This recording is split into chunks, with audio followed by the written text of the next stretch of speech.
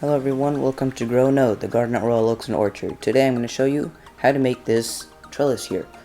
This trellis is 8 feet by 4 feet and we're doing some bottle gourd on it. This project's actually really easy, inexpensive, and quick. Next to it we have this other trellis here, and this is a 9 foot by 3.5 feet trellis. And on it we're going to ridge gourd. So the wood that we're going to be using is 2 inch by 2 inch white wood. Since this is kind of like supposed to be like a little temporary project for us, we're going to see how it goes, and then we'll probably switch to a weatherproof wood like cedar or cypress.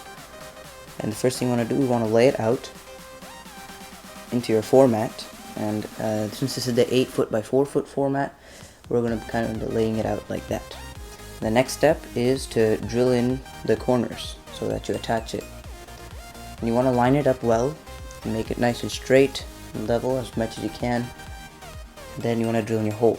It's better to pre-drill because it'll prevent wood cracking when you drill in your screw, and if your wood kind of cracks, you might have to start over. And the screw we're going to be using is some 3-inch deck screws, and you probably want to use a 3-inch screw. You can also use galvanized screws because the wood is 2 inches thick and you want a screw that can go through the whole wood. Next, you can add in another screw as support, or you can make a diagonal brace as you see here. The angle you want to cut your diagonal brace at is 45 degrees, and the longer your diagonal brace, the more support you'll get. The shorter your diagonal brace, the less support you'll get. And if you don't put any diagonal brace at all, your trellis will probably bow, which is why you want to put in a diagonal brace. And the next step is to put in your netting. You could kind of use like string, or you could use like this. And this is our cattle wire model, so we're just going to put it in the cattle wire, and this, you want to staple them in. Stapler we're using is just this brad nailer / stapler, and the pins are 18 gauge 1/2 inch pins, and I'll leave a link in the description for those if you want that. Make sure your cattle wire is nice and stretched so that it's sturdy when your plant crawls on it. And you want to put in the staple every 2 to 3 notches.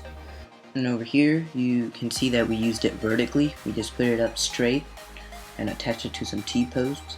And next to it, here in this nest, you can see the tree cell just coming in and feeding its young.